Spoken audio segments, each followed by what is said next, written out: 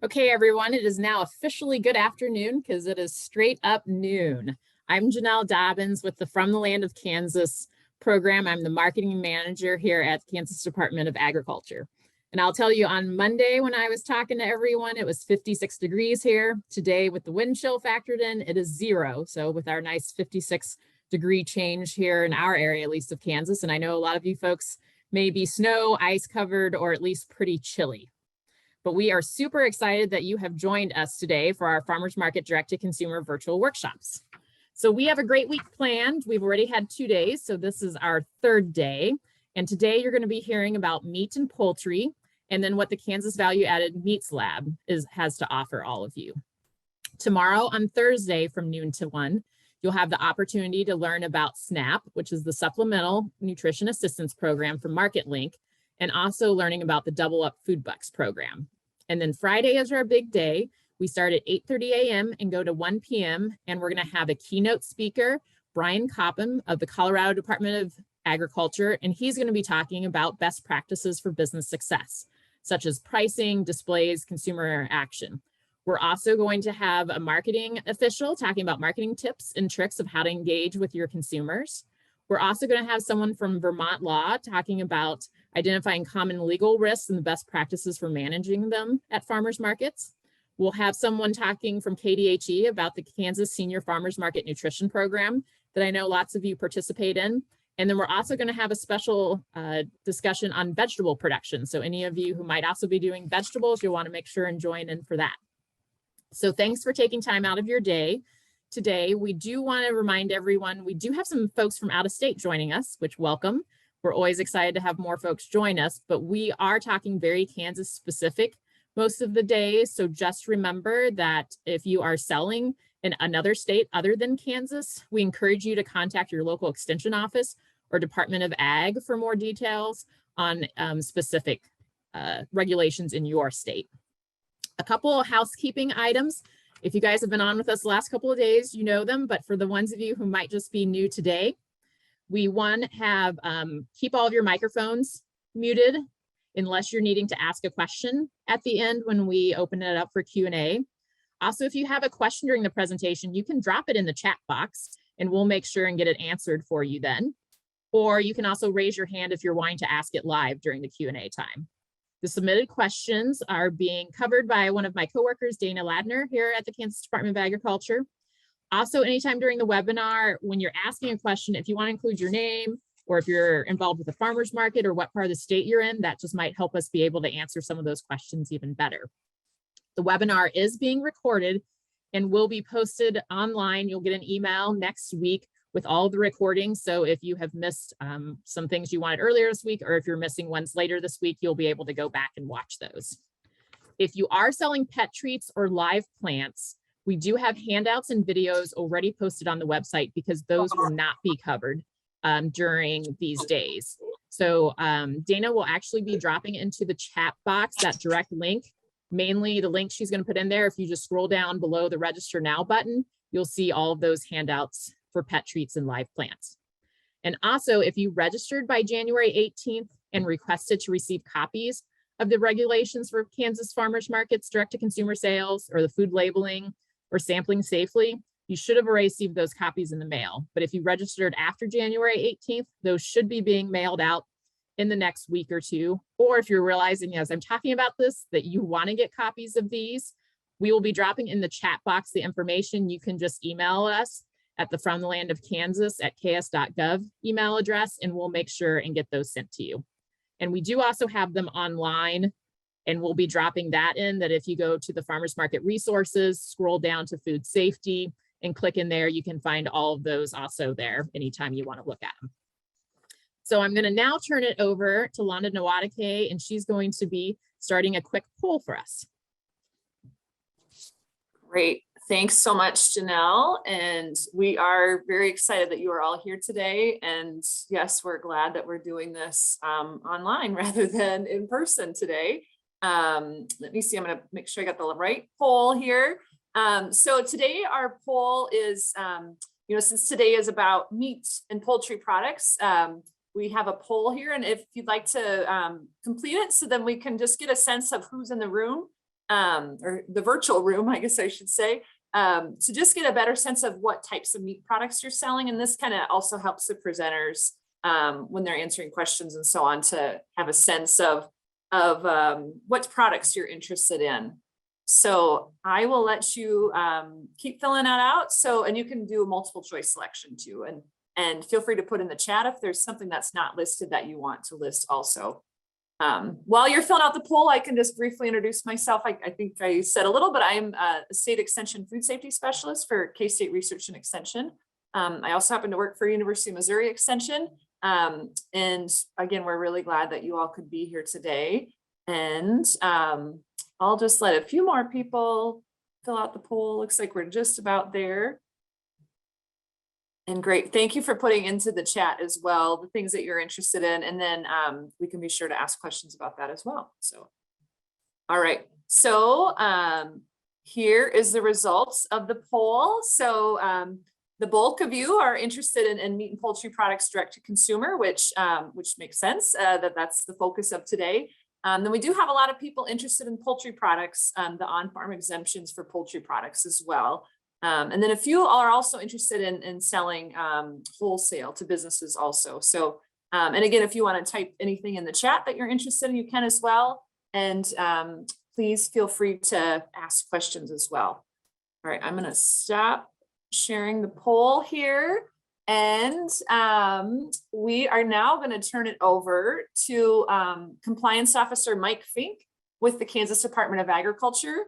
And he's going to be providing information on when, where, and how you can sell meat and poultry. And then Mike Pierce and Krista Moore from Kansas Department of Agriculture will also be helping answer questions during and after the presentation. So again, if you do have questions that come up during the presentation, feel free to drop those into the chat, and we should have plenty of time for questions after. So, so take it away. Thank you.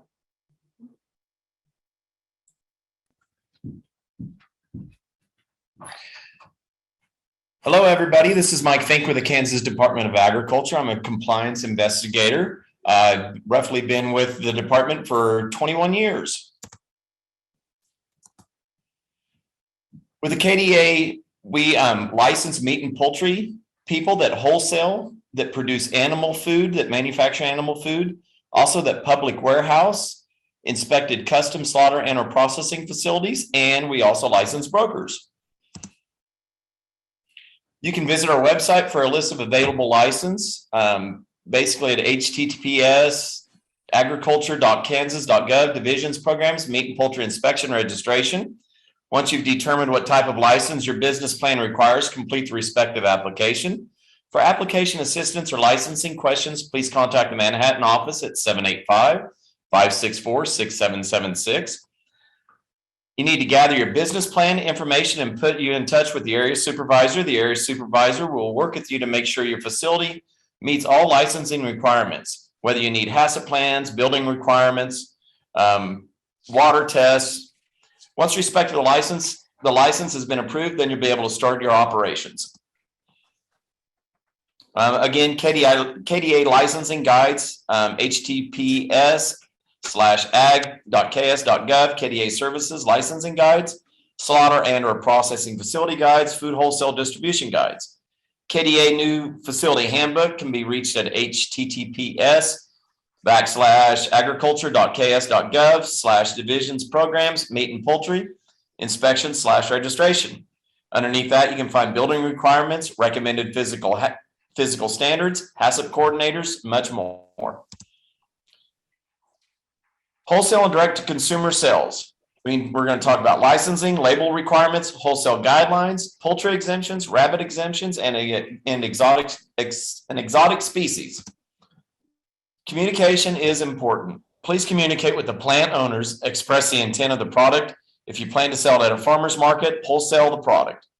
A fully inspected facility can operate as a custom or retail facility outside of inspection hours, on weekends and on holidays. It's important the plant knows the product needs full inspection and is labeled as such, or the product cannot be sold. There are 7 features of a label.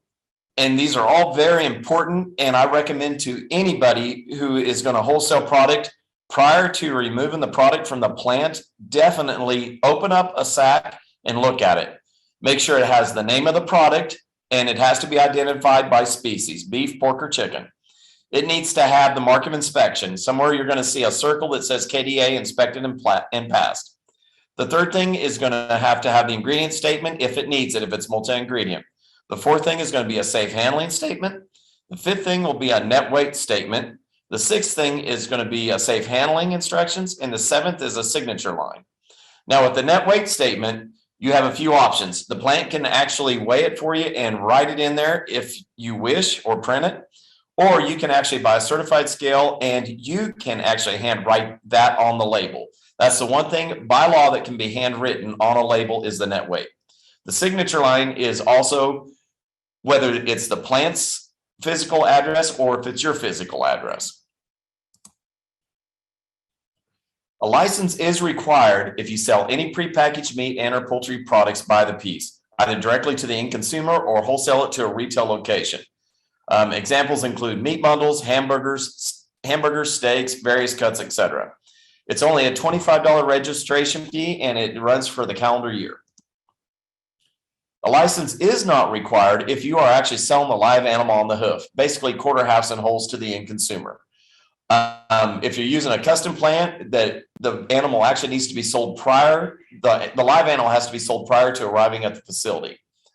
Buyer of the animal may pick the meat up directly from the plant, or the seller may deliver the finished product directly from the plant to the buyer. Wholesale guidelines. Register with the KDA Meat and Poultry Inspection Program as a wholesaler. Boxed product cannot be opened to sell a single packaged item unless all the individual products have a complete label. We commonly refer to that as breaking bulk. All product must be USDA or KDA inspected and passed product. KDA inspected product must be sold for intrastate purposes only. Basically, it has to stay in the state of Kansas. It can be sold to HRI outlets, hotels, restaurants, institutions, daycares. Any other applicable requirements by local, county, or state agencies will have to be fulfilled. Basically, you're going to have to register with the health department if they require it, the Department of Revenue to pay your taxes. The facilities must be kept in a sanitary manner. I will come out to your place of business one time a year. I'll basically want to see some records associated with the business. That could end up being proper rodent and insect control program if you need it. It could be receipts from the locker plant. It could be a temperature log for your freezer. Also, you need to maintain the proper temperatures in the freezers of the coolers. If it's frozen, keep the product frozen solid. If fresh, keep the product at temperature not to exceed 37 degrees Fahrenheit. Product being transported must be kept frozen and 45 or below if fresh. And again, keep the appropriate records associated with the business: receipts, invoices, temperature records. KDA Meat and Poultry is actually two programs in one. We have compliance, which we review wholesalers, we investigate consumer complaints, and we protect against economic fraud. The second one is inspection, which we provide on-site inspection of slaughter and processing facilities to ensure safety and wholesomeness of products. What we do: we're modeled after the federal program and operate on an at least 2 equal status. Our program was launched July 1st, 1970. We currently have roughly 34 employees with positions including a program manager, an office manager, field inspection manager, compliance officers, area supervisors, enforcement investigative analysis officers, veterinarians, training officers, and inspectors. Slaughter and or processing facilities, they can be custom versus state inspection, state versus USDA inspection, licensing and approval process, and resource material.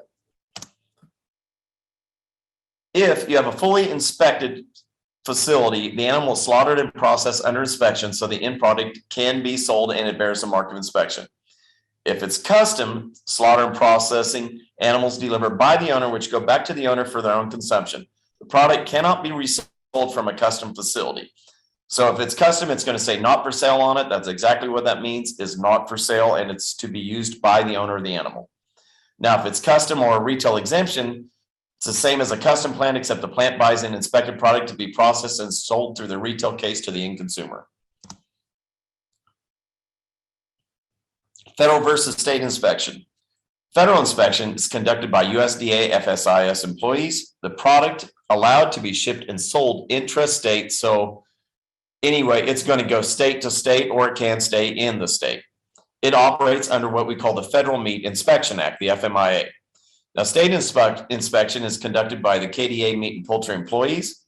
The product is allowed to be shipped and sold only in the state of Kansas, intrastate, and it operates under the Kansas Meat and Poultry Inspection Act, the KMPIA. The main difference is state inspected meat can only be sold intrastate within the state of Kansas. Buffalo, elk, and fallow deer are amenable under the Kansas Act, but not the federal act. Poultry exemptions, selling to the end consumers. We, as the state of Kansas, have adopted the federal exemptions. The first one is the 1,000-bird exemption. And I always point out to everybody, the devil is in the details on these exemptions. The first one is the grower slaughters birds only raised by the grower for sale from the farm to the end consumer on no restriction who he's selling it to. The poultry grower does not engage in buying or selling poultry products other than those produced from poultry raised on his or her farm. Slaughter or processing is not done at a facility used for slaughter or processing poultry by another person. Registration with the agency is not required, and there's no labeling requirements for a 1,000-bird exemption. The 20,000-bird exemption. Grower slaughters and processes on his or her own premises no more than 20,000 poultry raised by him or her in a calendar year. Grower sells in a calendar year only poultry or poultry products he or she prepares according to the criteria for the producer-grower 20,000-bird limit exemption. He or she may not buy or sell poultry product prepared underneath another exemption in the same calendar year. Poultry products distributed solely by the grower and only within the state in which a poultry product is produced. Poultry is healthy when slaughtered. Slaughter and processing at the producer's grower's premises are conducted using sanitary standards, practices, and procedures that produce poultry that are sound, clean, and fit for use as human food, not adulterated. That's very important. The difference between 1,000 and a 20,000 bird is you will need to build a facility. You will need to have hot and cold running water. You will need to be hooked up to a sewer source. There are numerous requirements. I will come out, and prior to allowing you to operate under the 20,000 bird exemption, I will look at your facility and approve it or disapprove it. Producer only distributes the poultry products he or she produced under the producer-grower exemption. The facility used to slaughter or process poultry is not used to slaughter or process another person's poultry. There's also labeling requirements, and the shipping containers need to bear your name, the producer's address, and then exempt PL 90-492, which PL stands for public law. Rabbit exemption. You can slaughter rabbits under an exemption without inspection. It allows up to 250 or less in a calendar year without inspection.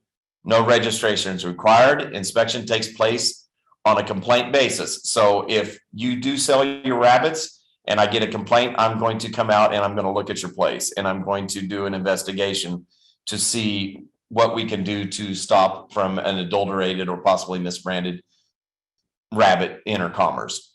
Rabbits must be raised by you. You cannot engage in the buying and selling of rabbits. Sale of rabbit meat. Rabbits are for distribution directly to the end consumer from the owner's own premises. Again, the devil's in the details. From the owner's own premises. You cannot distribute them. They have to come to your farm and purchase the rabbits. Only healthy rabbits may be slaughtered to preclude adulteration of the finished product. Sanitation and adulteration requirements of the KMPIA apply to the slaughter and processing of rabbits under the exemption. You have to maintain proper temperatures in your freezers and coolers. If freezing the meat products, keep the product frozen solid. If the meat is fresh, you should hold it at a temperature not to exceed 36 degrees Fahrenheit. If your operation does not meet the exemption requirements, contact our office and we'll discuss the requirements for inspection. Exotic species, amenable to the Kansas Meat and Poultry Act, but not the Federal Meat and Poultry Act. Federal Meat and Poultry Inspection Act. What does this mean? You pay for USDA inspection to make it amenable to the FMIA. You don't pay for KDA inspection because it is amenable to our KMPIA. With KDA inspection, it can go interstate commerce, single ingredient. Why? It's not amenable to the USDA, and other states recognize our inspection legend and our program. I'll give you an example. Georgia State Inspected Quail are a great example. They can be found in Kansas grocery stores with the Georgia State inspection legend. USDA inspected bison usually have beef or pork added to multi-ingredient products. Examples are going to be summer sausage and sometimes even jerky, ground and formed. Bison is basically considered an ingredient like salt and pepper, where the 2% cooked or 3% raw meat is what's inspected. FDA can regulate some exotic meat products such as llama and yak. How? Plants that are registered with the Bioterrorism Act can have an FDA inspection.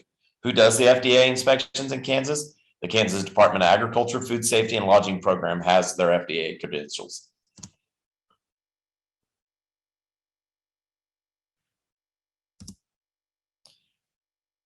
How to reach us.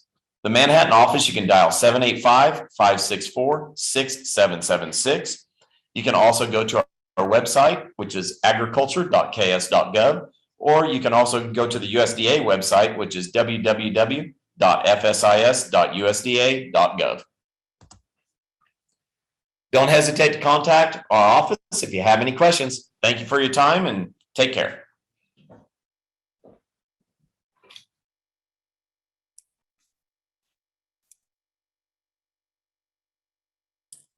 Thank you very much, Mike. Dana, do we have any questions in the chat?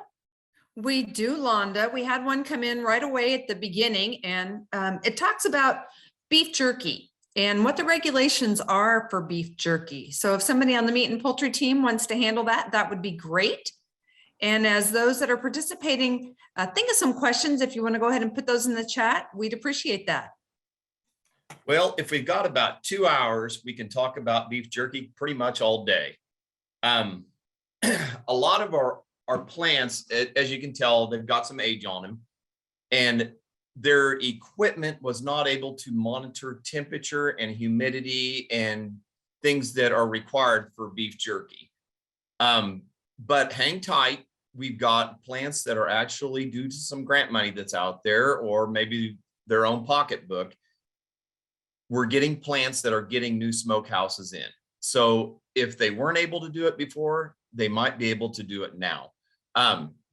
Anyway, University of Wisconsin puts out some great guidance on the manufacturing of beef jerky.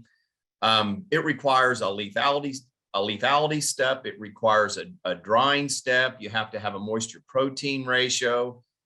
There's a ton of stuff that goes with that. So anyway, like I say, best thing to do is ask your plant if they can put the market inspection on it. Most of them probably can't, but a few of them now can. Hopefully more will. One way that they're doing things is they are slicing it a little bit thicker. They're still drying it down quite a bit, but they've changed, instead of beef jerky, they're changing it to kippered beefsteak, and they're requiring refrigeration as a control. And that's the problem with it, is when you're dealing with beef jerky, everybody always thinks shelf stable. It has a low water activity and a low moisture protein ratio. But like I say, if you can't prove it and if you can't do it, then you can't call it beef jerky. So a lot of them are requiring refrigeration to maintain the stability of that jerky and to prevent outgrowth of listeria and salmonella and things like that. So anyway, in a nutshell, check back with your people, and hopefully your slaughter processor can start doing it pretty quick like so. Well, great. Communication seems to be the key on everything that you talked about earlier during your presentation, and how valuable that communication is from the producers, the inspectors, the producers, and the plants, et cetera. So that's a great segue to things on how valuable that is. There's a question in the chat for your team, Mike, and it talks about the limits on rabbits and chickens, and if you can only sell at your residence or and not at farmers markets. And Mike Pierce put a little bit in the chat, but since we're recording this, If one of you guys want to talk a little bit about that, so we have it on the recording, that would be great. Well, I'll let Mike Pierce address that. He answered it in the chat, so I'll let him do that. Well, the bottom line is exempted poultry and rabbits need to be sold from the place that they were actually slaughtered on to the end consumer. Great. There aren't any other questions in the chat right now. So I want to just throw this out to the meat and poultry team right now. We've done a lot of farmers market workshops together over the years. You talked about a lot of things, but from your experience from when we were in person, what's one or two of the top things you might just reemphasize for those that are going to be selling at a farmer's market or direct to consumer? So maybe just, one or two of those top two takeaways that may not have been covered during your presentation, but it had been during open Q&A in the past. You really hit on the main thing: communication with the locker plant owner. If you're going to participate in the farm market, absolutely have a great communication with the slaughter processor. Let him know what your intentions are, whether you're going to sell it at the farm market, you're going to sell it to other people. And he can work wonders for you. He can apply the net weights are important when you go to the farmer's market. You can either have a certified scale, keep it certified yearly, or you can have that the net weight put on at the slaughter processor. Like I say, when you talk to him, he knows what you're doing. He knows how to label it. He knows what your needs are, and he can sure bend over backwards and help you out. So many times I'll walk through a farmer's market and I will see that they don't have a certified scale, or they have an older scale that I know can't be certified. In Kansas, you have to sell that product price per pound unless it's a standard pack, okay, or in a pound or less. So anyway, that's what I tell people. When you go into grocery stores, you see 1 pound packages of bacon. Well, now I think you're seeing standard packs of 12 ounces, but they sell them by the each. So anyway, standard pack, pound or less. You'll also see summer sausages, 2, 4, 6 ounce packages of jerky. So anyway, standard pack and a pound or less, you can sell them by the each. But once you start getting over that limit, then anyway, by the Attorney General's laws, the 50-901 series, you have to sell it price per pound. And that basically, that was enacted more for door-to-door salesmen, because unfortunately we do have some unscrupulous door-to-door salesmen that have given them a bad name. And sometimes pretty soon you're paying $38 a pound for ground beef or, a steak or whatever. So anyway, price per pound, everybody understands it. Everybody knows what they're paying, and it takes the guesswork out of it. So that's really one of the main things that I would definitely recommend is great communication.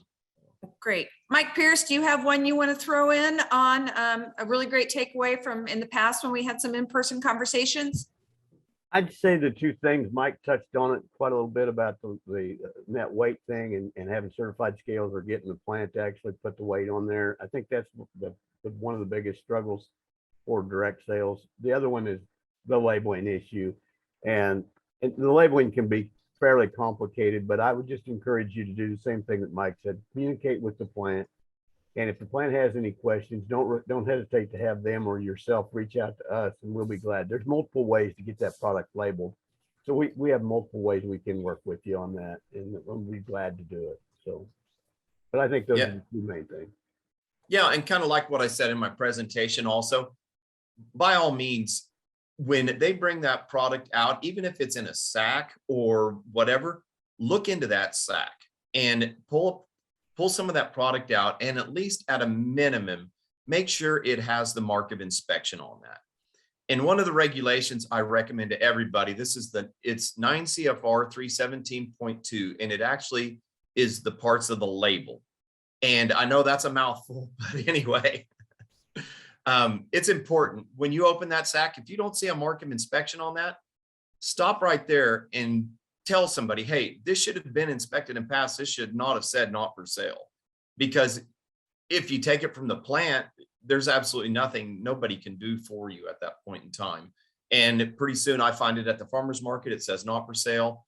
And then I'm going to do a detention, and it's not a good day for anybody. So absolutely open up that sack, look at it.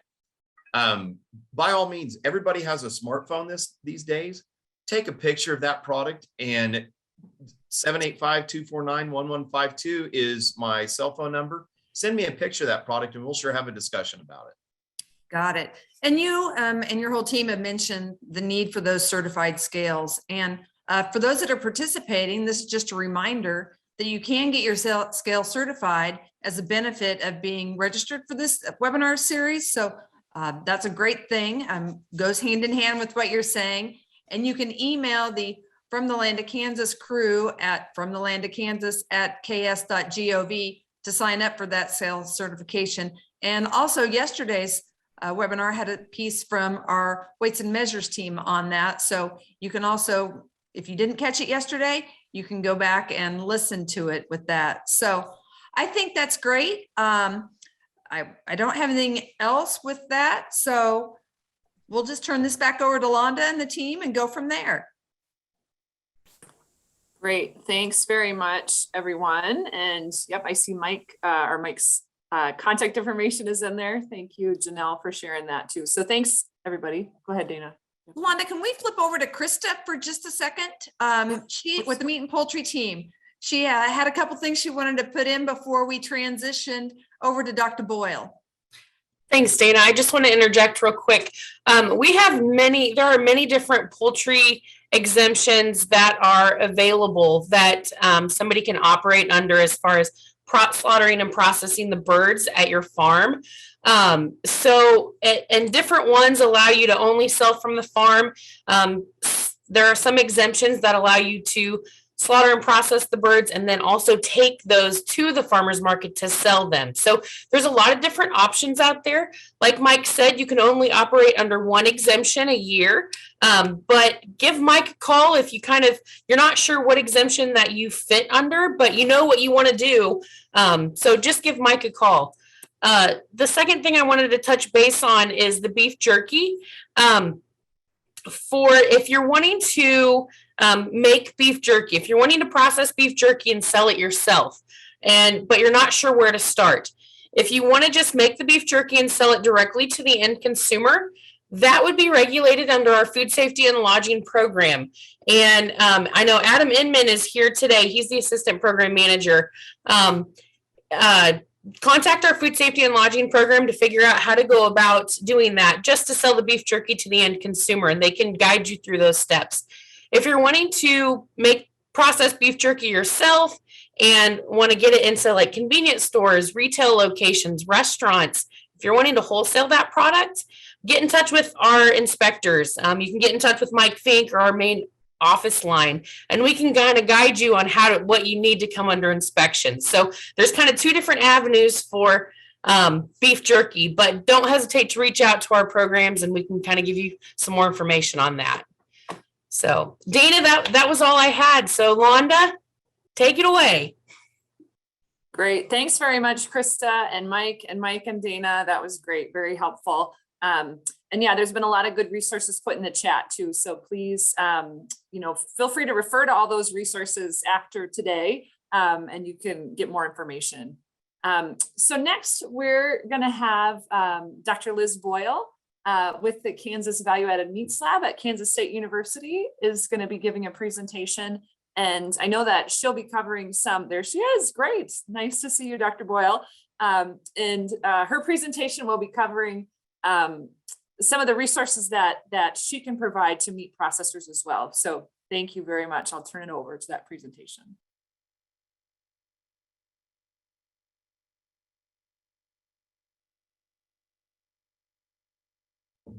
Hi, everyone. My name is Liz Boyle, and I'm a professor at Kansas State University. And today I'm going to visit with you about the Kansas Value Added Meats Extension Program and what K-State can help you with your business. In Kansas, our meat and poultry industry is regulated under separate rules and regulations than most food products. We have certain inspection categories that include state inspection, federal inspection, and custom inspection. On products Consumers will see what we call inspection bugs, noting that a product was either federally inspected, state inspected, or stamped custom, not for sale. So as you think about marketing your meat products, you need to think about, do I want to be state inspected, federally inspected, or am I custom, not for sale? If you don't have a processing facility yourself, you can always reach out to co-packers. Co-packers are inspected facilities that produce product under your label, but under their inspection status. Entrepreneurs are always looking at ways to make new products, be innovative, and so we're here to help currently existing businesses as well as entrepreneurs. And in our program, we provide educational components and we provide service components. Let's talk about each of these. With our educational components, we offer workshops, seminars, and different training opportunities. One of the programs offered through K-State are HACCP trainings. HACCP is a food safety program that is a mandatory program for all state and federally inspected facilities in the U.S.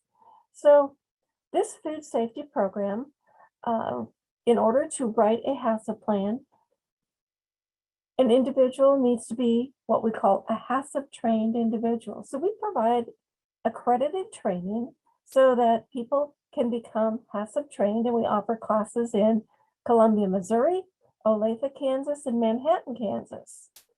We have a registration link on our website for these 2.5-day trainings that we've offered annually for quite a few years now.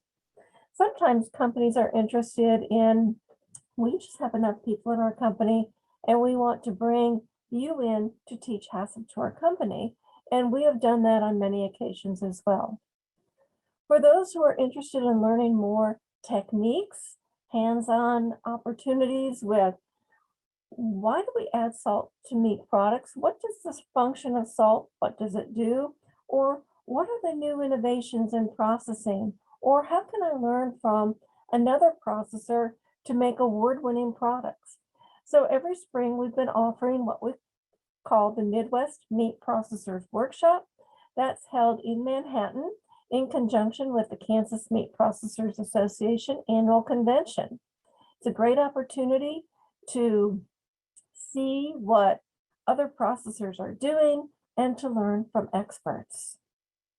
We also offer food safety, good manufacturing training, and sanitation standard operation, SSOP, sanitation standard operating procedures training when there's a sufficient need for these classes. We provide a lot of on-site help with one-on-one consultations with companies, either in person, on the phone, and via email. We also provide a lot of services to Kansas companies. One of the services we get a lot of calls for is when a company has a deviation in their HACCP plan, to help them work through that deviation to determine if their product is safe and can continue to be sold, or do we have to look at other strategies associated with the products. We can also help companies with nutrition facts labels. Now, the regulations for meat and poultry products are that if you produce less than 100,000 pounds of a specific product within a calendar year, a nutrition facts label is not required on meat and poultry products. However, a lot of small businesses have clients who want that information, so we can work with you on getting that nutrition facts label for your product. We have a lot of companies in Kansas that produce pet treats, and in order to manufacture and market pet treats, you need to have something called a guaranteed analysis, which lists the fat, protein, fiber, and moisture content of those particular attributes on your product label. We'll work with companies on measuring something we call water activity. For example, if you're interested in selling jerky, It's important to know, is your water activity 0.85 or less? And the only way to measure that is to use a specific piece of equipment, and we can work with you on that. Guaranteed approximate analysis, moisture, fat, protein levels, we can measure those, fatty acids, looking at product color, looking at product sensory attributes, looking at, is this product spoiled? And looking at some microbial values. And then we also get requests for, what's the shelf life of this product? And we can work through how that shelf life can be evaluated. So we're in essence here to provide technical support to businesses, to entrepreneurs associated with meat and poultry products. All of our dealings with our clients are confidential, so information you share with us at K-State is not shared with anyone else except for our client. Our program is supported in part through the Kansas Department of Agriculture. We would not be able to do all the things we can do for you in Kansas without that support from KDA. And what I've shown here in this illustration is an excellent product called Around Deli Bacon that was produced by a small meat processing facility in Moberly, Missouri, and they won what's called the Best of Show at the National American Association of Meat Processors Cured Meat Contest. That was an exciting event for that particular facility. If you'd like to reach me, I'd be happy to visit with you. You can reach me by email at lboyle@ksu.edu, by phone 785-532-1247. If you need to fax me something, my fax number is there. Don't hesitate to reach out to me, and I look forward to visiting with you.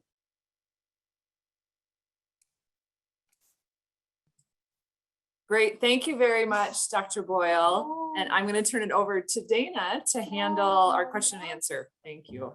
Hi, everyone. Great. My name is Liz Boyle. I look forward to visiting with you. No problem. We'll everyone. get things going with that. But I did have a couple questions come in, Dr. Boyle. And the first one is, you talked about HACCP, and you only use the acronym for that. For some folks that may be new to the process that are on the call, could you explain just a little bit more about that, please? Absolutely. HACCP stands for Hazard Analysis Critical Control Point. It is a mandatory food safety program that is looking at how you can control potential biological, physical, and chemical food safety hazards that might occur in a food product or in a meat product. So it's essentially a quick risk assessment of potential hazards associated with your product and producing your product in such a manner so that you minimize the risk of these hazards. For example, earlier there were questions about jerky manufacture, and Mike talked about the temperature. He talked about the relative humidity. Those are factors that we would look at in part as associated with a HACCP plan in terms of what levels do we need to have these at in order to control potential pathogens in beef jerky and pork jerky and chicken jerky. So HACCP encompasses looking at the safety of the product and developing that preventive program. I apologize for the dogs barking. I'm working from home today. There's 7 dogs in the house. That's no problem. It is one of those days here in Kansas, but I want to go back to some comments you just made on HACCP and some things that you mentioned with that. So what's the difference between moisture protein ratio and water activity? When we've been talking a lot about jerky and some other things. So what's the difference between moisture protein ratio and water activity? Okay, so moisture protein ratio is actually a calculation. It's based on analytically evaluating a product for moisture content and for protein content, then doing a little math to come up with a number called the MPR, or the moisture protein ratio. On the other side, water activity is is determined by using a specialized piece of equipment that measures vapor pressure in a small chamber of water with the sample inside of it. So, and it does a whole series of calculations within the equipment itself. And that is a value between 0 and 1, where 1 is something where all of the free water available in a product is available for microbial growth. Typically with a jerky product, we're shooting for a water activity of 0.85 or less. How do we get that number? The only way to know that number is to have it sent somewhere to have water activity determined. It's not something an entrepreneur could do for themselves because they wouldn't have that specialized piece of equipment. But we certainly can work with anyone in Kansas who wants to get that measured. We can do that for you.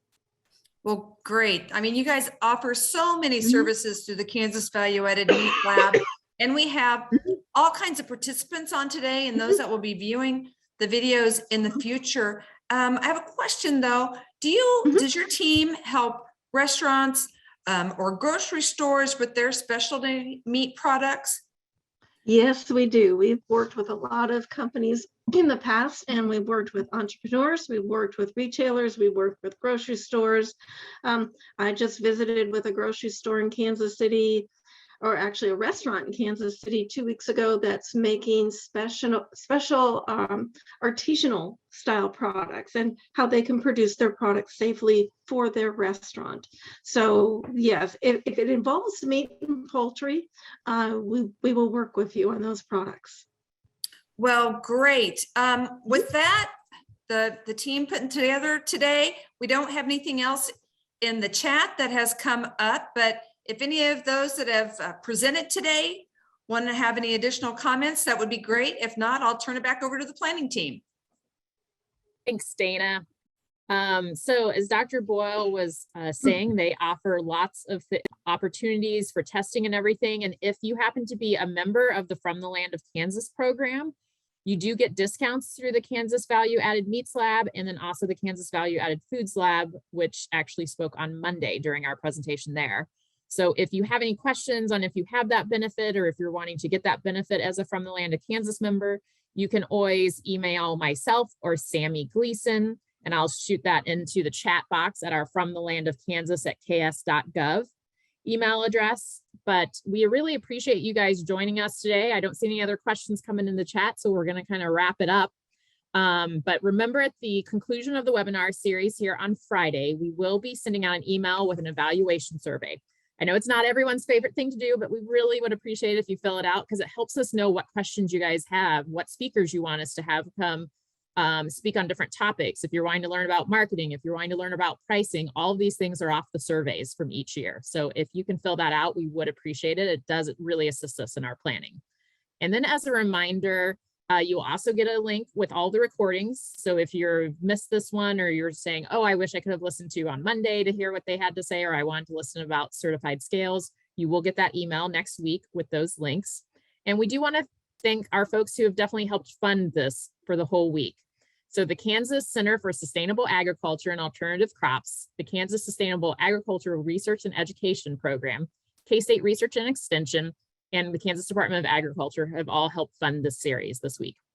We hope to see you tomorrow, or at least nothing else on Friday, for any of the additional sessions we have for the week. Otherwise, if you have any questions, you can always give us a call at 785-564-6759, or you can always do that email address at fromthelandofkansas@ks.gov. Otherwise, we will hopefully see you later this week, or we'll see you out at the farmers markets later in the season. Thanks, everybody.